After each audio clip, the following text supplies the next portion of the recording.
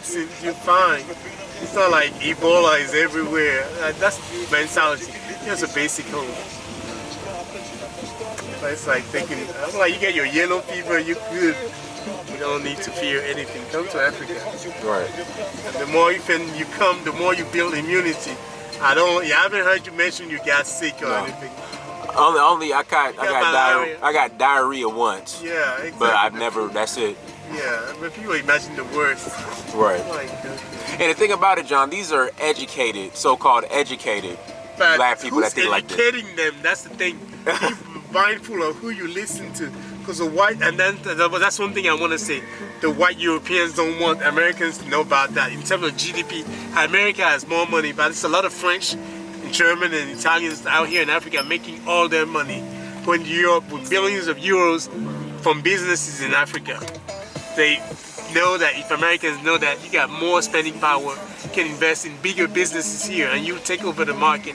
They don't want you, they want to keep it their secrets because as colonizers, that's their turf. They don't want the Americans to come out here and invest and take over the market. That's the thing. I have a lot of friends. So what are black Americans missing out on by not considering Africa as from an investment standpoint? What are they missing out on? Africa is actually one of the fastest growing economic growth. Actually, Ivory Coast is about 8 to 10% GDP growth every year. But you're missing out on opportunities in various areas, from real estate, from logistics, even because the country is developing, businesses need consulting experience. You could be out here as a consultant, making, which is not a lot, maybe 30 to 40 grand additional income on the side. You could work for a major corporation and be a consultant out here, or even launch your own business. I know people that have restaurants, bar lounges out here, or even business that don't exist out here. And I have two friends that live in Atlanta. They open American-style restaurants and lounges out here. They're now up to a third one. They're making about 20 grand every week. How much? $20,000 a week. From the restaurant, $20,000 a week. Yeah. So they're about $1 million a year in revenue. They're living life right now.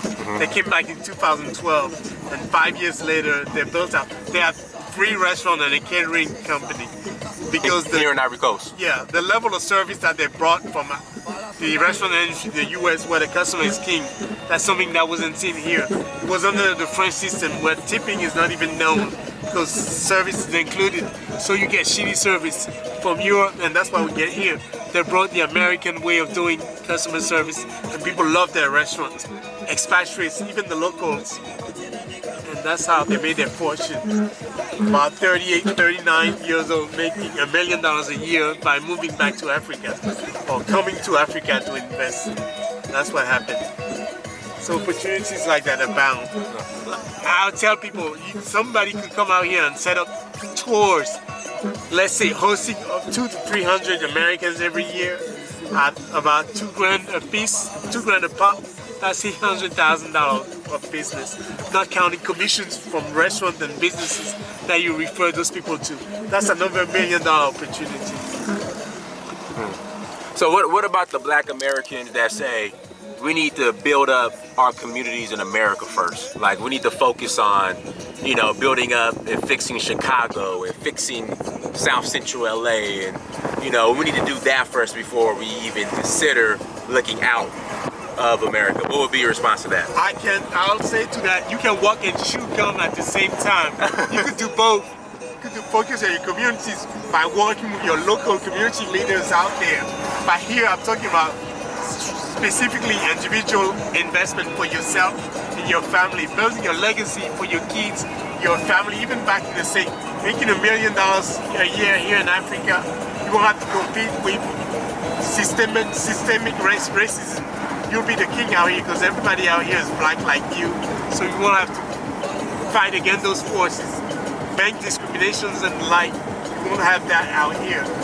And you coming, like I said, with a wealth by being an American. Your passport is also already your currency. Your knowledge, your basic American knowledge, your education, something that people out here spend millions to get. By being a middle class American, you come out here, you already upper middle class by your knowledge, your education, your ability to earn income. That's right too, instead of fighting. I know a lot of people from Ivy League school with associate liberal arts degree that work in entry-level position in America. You can come out here, make 80 to 100 grand at a decent job, a corporate job, or investing in a business by having that knowledge. That's something you can come to Africa and do. So let the community leaders worry about communities out there and come out. I'll share a video about Africa being the last frontier. So about a white guy that came out here and invested in logistics business, making a couple of billions a year. He imports trucks from different countries and resell them to countries where it's hard to get those trucks. He imports drivers from America. Those drivers are also mechanics. So the episode was about getting trucks from South Africa to South Sudan. It took them 30 days to do so. And he made about $300,000 on that contract alone. So you can come to Africa and invest, and you have to be willing to work for it. It's like everywhere else. But at least in America, you work hard for it. Oh, look at these houses right here, my bad. Look at these houses right here. Communities are nobody communities. Wow. Same price. And this is not far from the beach. Maybe less than half a mile from the beach. The ocean, the Atlantic Ocean is over there. So you get a nice breeze in this area. Come down and invest, like I said. There's a lot to do out here. I'm not trying to say this is heaven, this is not paradise. Like everywhere, there's pros and cons. There's a lot of opportunities being missed. I've lived in America for 17 years. I got to the top level, I could say, of my field. Came back to Africa, I didn't know I could do it. But right now, I'm investing in 2 or 3 businesses on my own. While I work as a admin and financial director for a law firm, I also have 2 businesses on the side. I'm about to start the 3rd one, so it's not a bad lifestyle if you can get it. What about the stress, the microaggressions? You guys need to think about that, the constant microaggressions of being a minority. Come down and invest. I know you hear about Ghana and other countries, but don't be spooked by the language barrier. Cote d'Ivoire is a potential opportunity for you if you want it. I'm available if you have questions. Come on down and check it out. No reason the French are out here making millions of euros.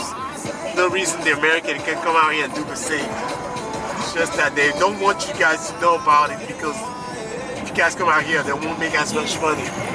So come on down and pull your money, put your resources. If you don't want to do it by yourself, get a couple of your professional friends, put your money together, and one of you guys come out here and open the business, and then I'm sure you get the return. 100% return. It's not unheard of out here. 200% within 5 years, 200 or 300%. So continue it, my friends. Thank you, John. Thank you.